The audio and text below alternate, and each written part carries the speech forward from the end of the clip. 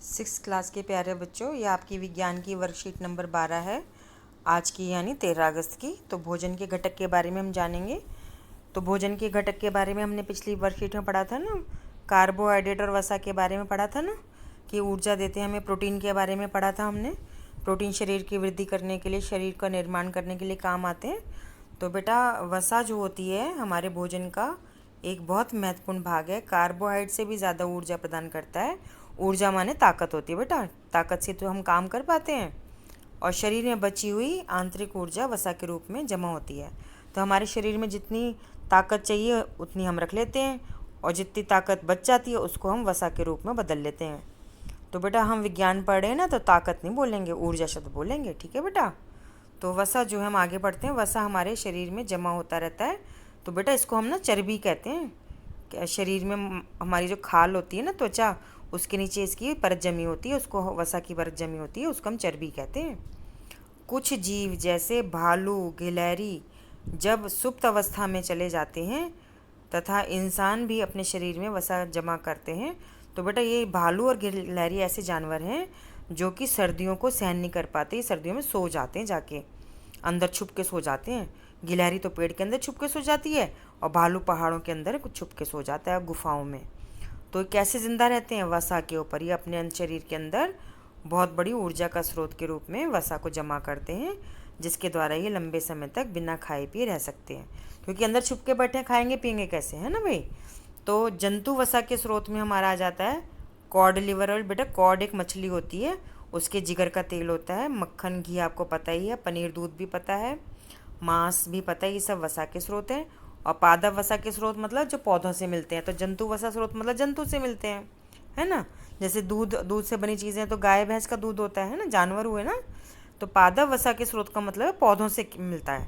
तो पौधों से मूंगफली मिलती है, सोयाबीन मिलती है, सूरजमुखी, तिल, नारियल, जैतून, वनस्पति तेल, ये सब पौधों से मिलने वाले वसा के स्रोत हैं।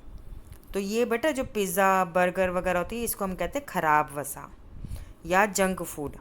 और जो हमें मछली से, मूंगफली से, ये एवोकाडो है, मेवा होती है, अखरोट, बादाम वगैरह, उनसे जो मिलती है वो अच्छी वसा होती है, उसको हम प्राकृतिक भोजन कहते हैं। तो वसा की उपस्थिति हम कैसे जांचेंगे बेटा? तो वसा का परीक्षण बोलेंगे इसको। तो बेटा, क्या करते हैं, किसी भी चीज़ में हमें वसा की जांच करनी है, तो यानी खाने की चीज़ में वसा की उपस्थिति का परीक्षण करना है। तो जैसे हम तेल ले लेते हैं कि तेल वसा है कि नहीं है, उसे कागज़ पे रगड़ेंगे, कागज़ तेली हो जाएगा, पारभासी हो जाएगा। पारभासी बेटा मतलब होता है थोड़ा थोड़ा दिखता है, थोड़ा थोड़ा नहीं दिखता। अगर हम तेल लगा कागज़ आँखों के आगे रखें तो उसके दूसरी तरफ हमें थोड़ा थोड़ा दिखेगा, थोड़ा थोड़ा नहीं दिखेगा, उसको हम पारभासी कहते हैं। तो ऐसे कागज़ के आर पार हम नहीं देख पाएंगे, ये बात गलत है। ये इस प्रकार के कागज़ के आर पर हम थोड़ा देख पाएंगे, थोड़ा नहीं देख पाएंगे। तो बेटा, ये वाक्य गलत लिखा हुआ है, इसको हम ठीक करेंगे। मैं कांटा लगा रही हूँ उसके ऊपर कि ऐसे कागज़ के आर पर हम थोड़ा देख सकते हैं, थोड़ा नहीं देख सकते। तो ये प्रयोग करके देखना बेटा। अब जैसे हमें मूंगफली में जांच करनी है कि वसा है कि नहीं है, तो हम कागज़ को मोड़ेंगे, उसके बीच में मूंगफली के दाने रख देंगे और उसको कूट देंगे। तो कूट देंगे, फिर मूंगफली के दाने सब पिस जाएगा, वो हटा देंगे। तो देखेंगे कागज़ थोड़ा गीला गीला सा लगेगा आपको। धूप में सुखा दो, आप देखोगे कि वो धूप में सूखेगा नहीं, क्योंकि मूंगफली में से वसा निकलकर कागज़ पर आ गई। ये है वसा का परीक्षण, ठीक है बेटा। चलो, अब हम ना प्रश्न पढ़ते हैं कि ये प्रश्न में क्या पूछ रहा है हमसे। पहला प्रश्न है, जब किसी खाद्य पदार्थ से लिपटा कागज़ चिकना और पारभासी हो जाता है, इसका मतलब है कि भोजन में शामिल है वसा, है ना। सही मेल करें। अब दूसरा प्रश्न है आपका, सही मेल करें। सेम में प्रोटीन होता है, तो मक्खन में क्या लिखेंगे? वसा, ठीक है। तीसरा प्रश्न है, जानवरों और पौधों से प्राप्त होने वाली खाद्य वसा के स्रोत का नाम बताओ। तो बेटा, ये आपका ये वाला उत्तर है पहला, ये आपके इसका तीसरे प्रश्न का, ठीक है बेटा। और चौथा प्रश्न कहता है, चौथा प्रश्न क्या कह रहा है?